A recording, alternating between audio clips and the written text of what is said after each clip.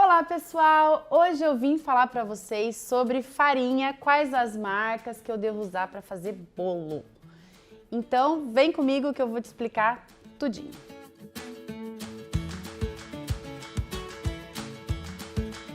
Agora a gente vai falar sobre farinha de trigo, que a gente usa para fazer os nossos bolos.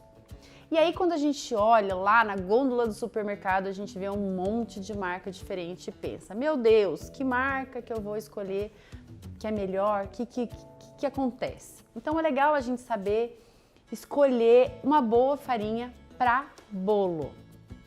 Quando a gente está fazendo bolo, a gente não quer que aconteça aquele desenvolvimento do glúten, diferente de quando a gente está fazendo pão. Quando a gente está fazendo pão, a gente quer que desenvolva o glúten e por isso a gente mexe, a gente sova para desenvolver aquele glúten, a massa ficar bem elástica. Com o bolo, isso já não pode acontecer, porque se tem esse desenvolvimento do glúten, o que vai acontecer? A minha massa vai ficar borrachuda e então eu não posso que a minha massa fique borrachuda.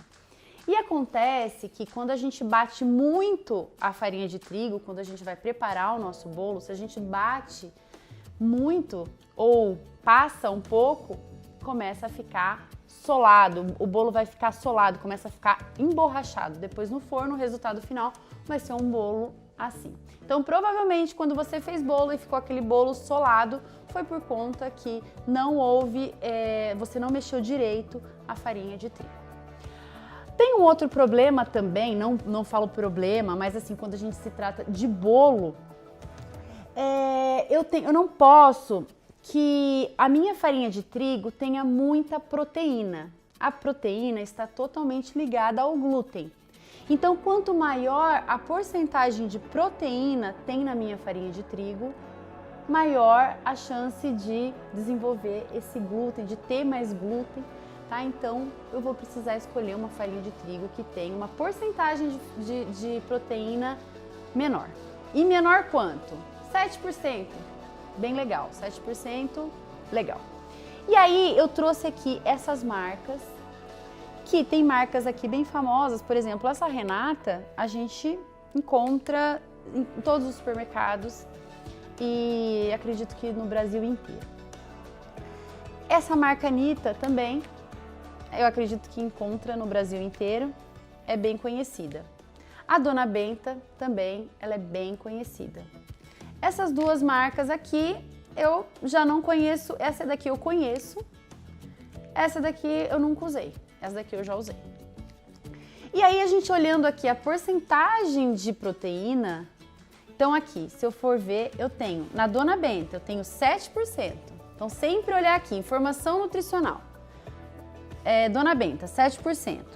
Anaconda, 7%. Tia Ofélia, 7%. Renata, 7%. Nita, 8%. Então, a Anitta vai me trazer um resultado bom? Vai dar certo. Mas é a ideal? Não, eu prefiro, se for para você escolher ali no supermercado, qual você vai escolher, escolhe qualquer uma dessas marcas, mas não precisa ser Anitta, que tem 8%. Não achou? Só tem Anitta? Compra Anitta. Mas sempre dá uma olhadinha, porque tem regiões, cidades que tem outros tipos de farinha. Então, às vezes está com preço promocional e você pode aproveitar e comprar aquela farinha aproveitando o preço. Outra dica que eu gostaria de dar para vocês é a respeito da farinha com fermento. A gente está adicionando, quando a gente compra da indústria no supermercado já com fermento, o que acontece? A validade dessa farinha ela é menor, porque foi adicionado o ingrediente ali dentro, que é o fermento químico, que a validade dele não é tão longa. E aí eu vou ter um produto com uma durabilidade menor. Então sempre quando for... E também tem a questão assim, quanto que foi adicionado de farinha ali? Será que vai ser o suficiente para essa minha massa de bolo? Então eu prefiro adicionar o fermento conforme a minha necessidade, conforme a minha receita. Então eu prefiro acrescentar assim. Agora, se você usa, já está acostumado a usar com fermento, não tem problema. Mas só essa questão assim é importante a gente saber.